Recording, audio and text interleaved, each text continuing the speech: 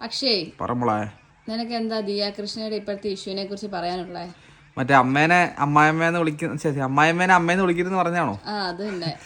എനിക്ക് തോന്നുന്നു ചില സമയത്തുണ്ടല്ലോ, എനിക്കറിയത്തില്ല, ചിലപ്പം എൻ്റെ മാത്രം തോട്ട്സ് ആയി. ഇവൻ്റെ ഈ ദിയൊക്കെ എന്തെങ്കിലും ഒരു പ്രശ്നം ഇല്ലെങ്കിൽ ഉണ്ടല്ലോ, അവർക്ക് ലൈം ലൈറ്റിൽ നിന്ന് പോകുന്നൊരു പേടിയുണ്ടെന്ന് തോന്നുന്നു. എനിക്കും അങ്ങനെ തോന്നുന്നത്. കാരണം ഉണ്ടല്ലോ, മറ്റേ ഹൻസുബിയോ ആ കുട്ടിയുടെ ഇഷ്യൂ ഇപ്പൊ വന്നില്ലായിരുന്നു, അത് മറയ്ക്കാൻ വേണ്ടി പെട്ടെന്ന് വേറൊരു ഇഷ്യൂ കൊണ്ടുവന്ന പോലെയാന്നൊക്കെ. അതല്ല, അവര് വേറെ 6 പേർക്കാണ് ചാനലുണ്ട്, അങ്ങനെയൊക്കെയാ. പക്ഷെ പുള്ളിക്കാരി ഒന്നുമല്ല. ഇതിനു മുമ്പ് ഞാൻ പണ്ട് എന്തായിരുന്നു, ഞാൻ ഒരിടത്ത് വായിച്ച കേട്ടോ, പുള്ളിക്കാരത്തി ആണെങ്കില് എന്നാ പറയുന്നത്, മറ്റേ കല്യാണം കഴിക്കുന്നതിന് മുമ്പ് മീനമ്മ എന്ന് വിളിച്ചോണ്ട് നടക്കുമായിരുന്നു. അത് കഴിഞ്ഞിട്ട് പുള്ളിക്കാരി ആന്റി ആയി, ആന്റി ഭയങ്കരമായിട്ട് ഇൻവോൾവ് ആയിട്ട്. ഇതൊക്കെ ശരിക്കും പറഞ്ഞാൽ ഒരു പേഴ്സണൽ കാര്യമാണ്. അത് അവർക്ക് എന്ത് ഇഷ്ടമുള്ള വിളിക്കാതിരിക്കാം. പിന്നെ പക്ഷെ ഇവൾക്ക് ഈ റവന്യൂ ഉണ്ടാക്കുന്ന ഈ സബ്സ്ക്രൈബേഴ്സ് വഴിയാണല്ലോ. സബ്സ്ക്രൈബേഴ്സ് ആണല്ലോ ഈ ക്വസ്റ്റ്യൻ ചോദിക്കുന്നത്. അപ്പോൾ സബ്സ്ക്രൈബേഴ്സിനോട് ഉത്തരം പറയുന്നത് ഓക്കെ, ഉത്തരം പറഞ്ഞു. അത് കഴിഞ്ഞ് അവള് പറഞ്ഞു അങ്ങനെ അമ്മ എന്തായിരുന്നു മറ്റേ എന്താ അങ്ങനെ ഇല്ലാത്തവർക്ക്, പക്ഷെ അങ്ങനെ അല്ലാത്തവർക്ക് ആരെ വേണമെങ്കിലും പോയി അമ്മ എന്ന് വിളിക്കാമെന്ന്. അപ്പോൾ അങ്ങനെ കുറച്ചിങ്ങനെ ഒഫെൻസീവ് ആയിട്ടുള്ള കാര്യങ്ങൾ പറഞ്ഞാലേ പുള്ളിക്കാരിക്ക് ഇത്തിരി ഭയങ്കര ഒരു അഹങ്കാരം പോലെ എനിക്ക് ഫീൽ ചെയ്യുന്നത്. നിനക്കോ?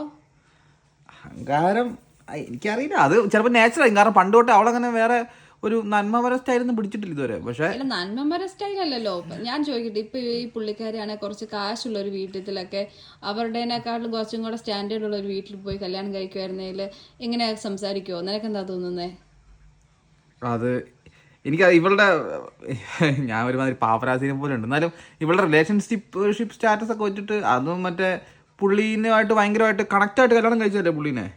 പക്ഷെ ഫുൾ ഫാമിലി പുള്ളീനെ എങ്ങനെയാണ് ട്രീറ്റ് ചെയ്യുന്നതായിരുന്നു എനിക്കറിയില്ല. പക്ഷെ പുള്ളിക്കാരിക്ക് കുറച്ചുകൂടെയൊക്കെ ജെന്റിലായിട്ട് ട്രീറ്റ് ചെയ്യുന്നത് ചിലപ്പോൾ കാണുമ്പോൾ തോന്നുന്നുണ്ട്. എനിക്കങ്ങനെ തോന്നിയല്ലേ? എനിക്കും തോന്നി. കാരണം കല്യാണം കഴിക്കുന്നതിന് മുമ്പ് പുള്ളിക്കാരൻ്റെ ചേട്ടൻ്റെ കൊച്ചിനെയൊക്കെ എന്താ പറയുന്നത് ഭയങ്കരമായിട്ടും വീഡിയോസിനകത്തൊക്കെ കാണായിരുന്നല്ലോ. പിന്നെ ഒന്നും കാണാനേ ഇല്ല പുള്ളിക്കാരൻ്റെ ആ കൊച്ചിനെ, പിന്നെ കാണാനേ ഇല്ല. കല്യാണം കഴിഞ്ഞപ്പോഴത്തേനും പുള്ളിക്കാരി ഫുള്ളായിട്ട് അങ്ങ് അകന്നു പോയ പോലെ എനിക്ക് ഇപ്പോൾ ഉണ്ടല്ലോ. നമ്മൾ എത്രയൊക്കെ ഇഷ്ടമെന്ന് പറഞ്ഞാലുണ്ടല്ലോ, റിയാലിറ്റിയിലേക്ക് വരുമ്പോൾ ഈ രണ്ട് തട്ടിൽ ജീവിച്ച ആൾക്കാർ തമ്മിൽ ഒരുപാട് ഡിഫറൻസ് കാണും.